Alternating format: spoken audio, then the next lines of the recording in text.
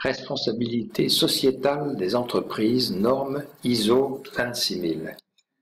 La norme ISO 26000 définit la responsabilité sociale et sociétale des entreprises. Elle se rapporte au développement durable et à la responsabilité sociétale. Elle est reconnue internationalement au niveau des États. Elle permet aux entreprises de déployer une politique RSE. Selon l'ISO 26000, il convient qu'une organisation gère consciencieusement et méthodiquement les impacts qu'elle génère et qui sont associés à chaque question centrale, et surveille les impacts des organisations qui se trouvent dans sa sphère d'influence. L'ISO 26000 reconnaît que des indicateurs quantitatifs peuvent ne pas s'avérer suffisants ou adéquats pour rendre compte des performances obtenues dans tous les domaines d'action de la responsabilité sociétale, par exemple dans le domaine des droits de l'homme. On verra que pour cette raison, ça n'est pas une norme certifiable. Cette norme a été constituée par un groupe de travail d'environ 500 experts.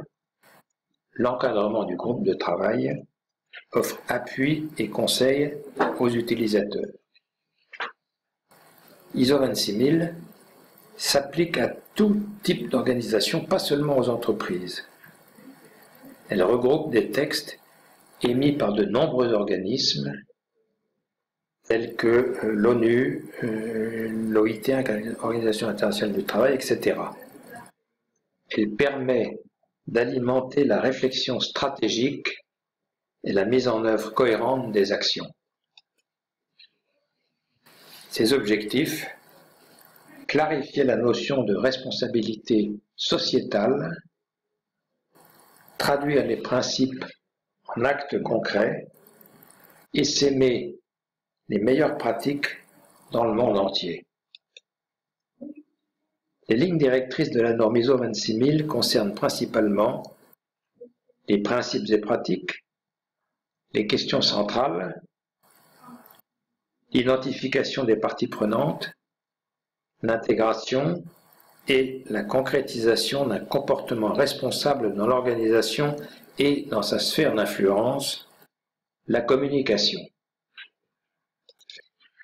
ISO 26000 définit 36 domaines d'action regroupés en 7 questions centrales: la gouvernance, l'environnement, la loyauté des pratiques, les communautés et le développement local, les relations et conditions de travail, les questions relatives aux consommateurs, les droits de l'homme.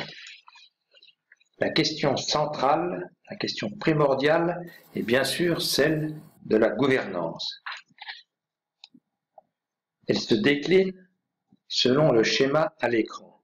Par exemple, appréhender la responsabilité sociale de l'organisation ou revoir et améliorer les actions et pratiques de l'organisation liées à la responsabilité sociétale. Les 7 questions centrales sont interdépendantes. Il s'agit d'une démarche holistique. Cette interdépendance est bien illustrée par cette vue.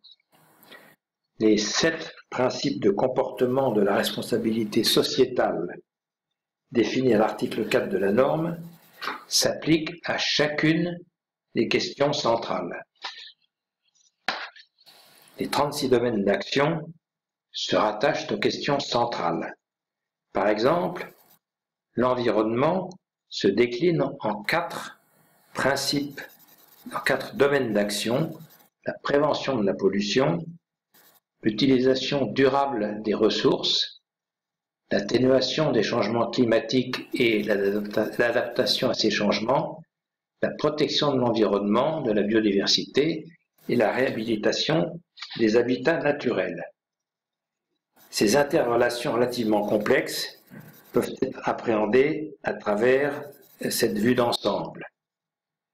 Le fondement, représenté ici au sommet, l'identification de la responsabilité sociétale, l'identification des parties prenantes et le dialogue avec elles.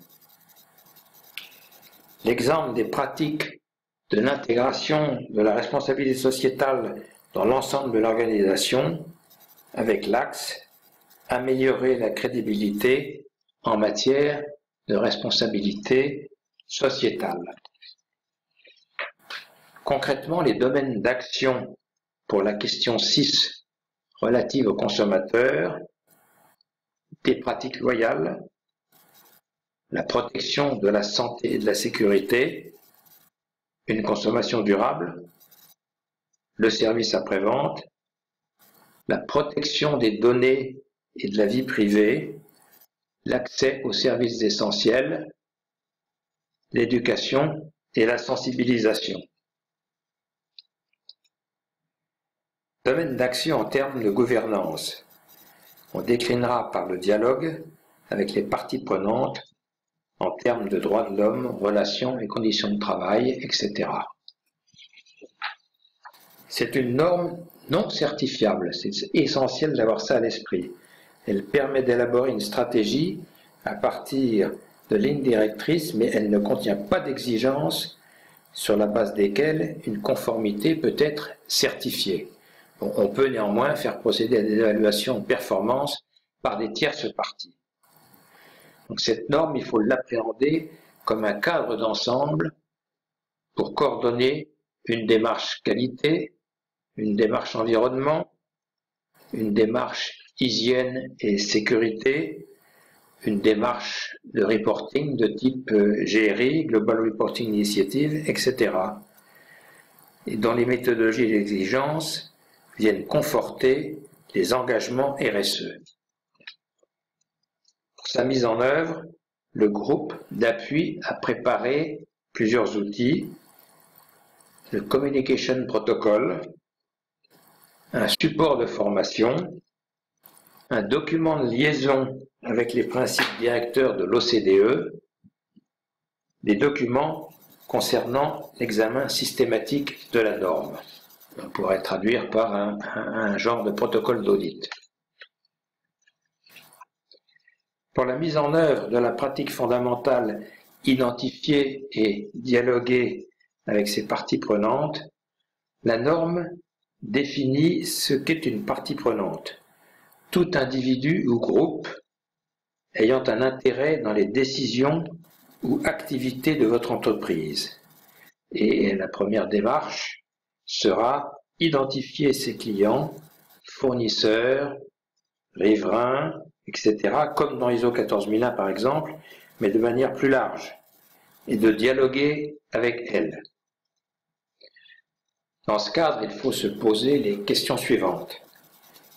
Quels sont les principaux acteurs de ma profession? Quels sont les principaux acteurs de mon territoire? Vis-à-vis de qui existe-t-il des obligations juridiques? Qui peut être affecté positivement ou négativement par des activités de l'organisation?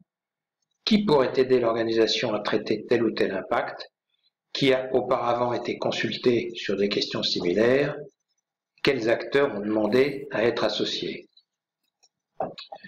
Relisez l'intégralité de cette présentation introductive et vous pourrez découvrir beaucoup plus en détail la responsabilité sociale et sociétale des entreprises dans la formation que le CNEC prodigue. Merci de nous avoir écoutés.